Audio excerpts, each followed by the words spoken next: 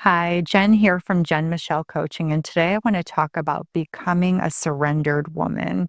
What does this mean?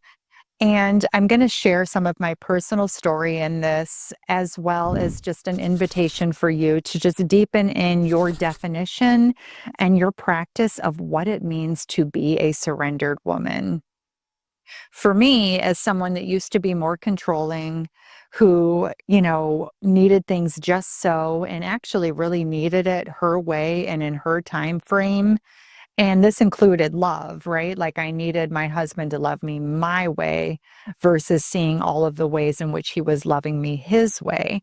So when surrender was first introduced to me, I really did view it as like kind of giving up and resigning myself. It felt kind of depressing and hopeless because I didn't see all of the ways control mechanisms had blocked me from what my soul was ultimately longing for. It blocked me from being able to really receive from the divine and to open myself up to something bigger than myself and my small self needs. And so within this, I saw all of the ways that all of my well-being, all of my sense of safety, all of that codependency essentially got put on my human man. And so I needed my husband, my human man, to be so perfect.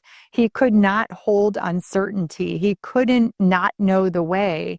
There was a lot of pressure on him to be the divine for me, right? And in my own practices, as I learned to let go of that, my relationship has stepped into a level of freedom and thriving that I never thought I would access because I'm not scared if he's not perfect. I'm not scared if he needs time to figure it out. I'm not scared if he doesn't know the way.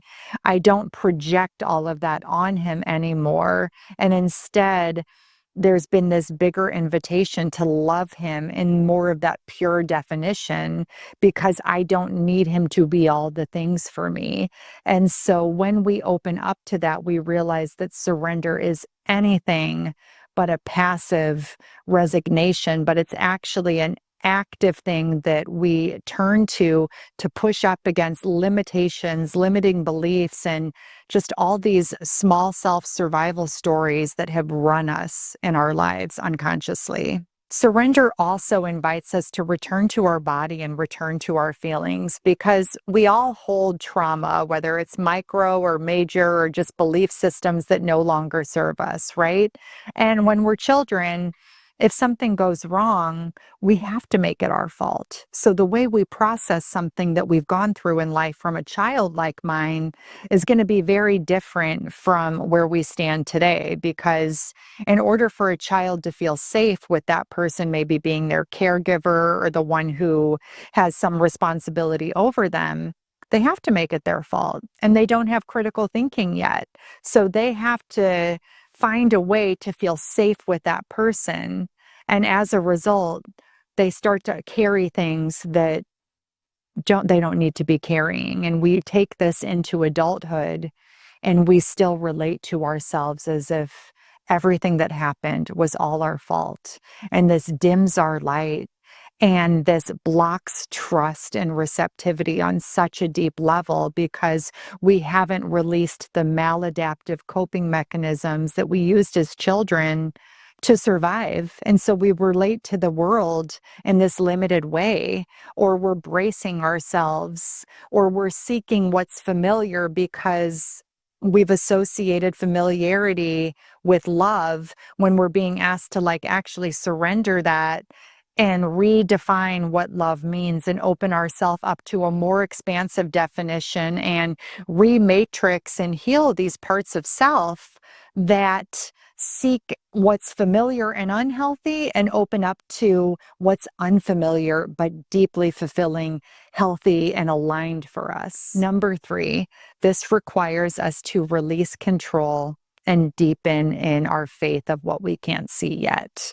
And so when we are controlling, we are going to try to circumvent feeling bad at all. I don't want to feel this, so I am going to preemptively do this so then I won't have to feel that way. And more over time, it may seem like you're getting what you want in the moment.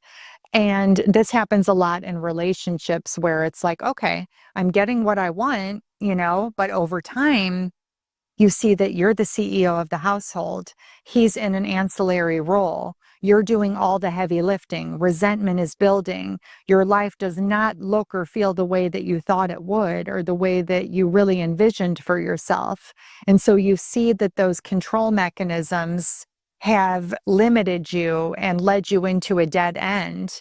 And now you actually have to open yourself up to surrender, to heal this, and to open up to the true definition of love and to allow him to rise and for yourself to be in that feminine space to receive again by drawing out his masculine. And that's one thing we have to remember with control mechanisms. We may get what we want in the moment, but we will get a lukewarm, tepid version of him more and more over time. Because if he is a masculine man deep down, he is going to want to be the leader. He is going to want to be the one that penetrates and guides the relationship. So if you've taken on that role, you'll feel like you're kind of picking up a wet noodle. And so we have to work with ourselves and be like, okay, what is this going to cost me?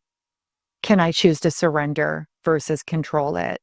And we heal those parts of self so we can truly rest, feel safe in the divine, feel safe with the masculine, feel safe in our lives, and open up to that deeper receptivity, joy, ease, and peace that is available to us through surrender.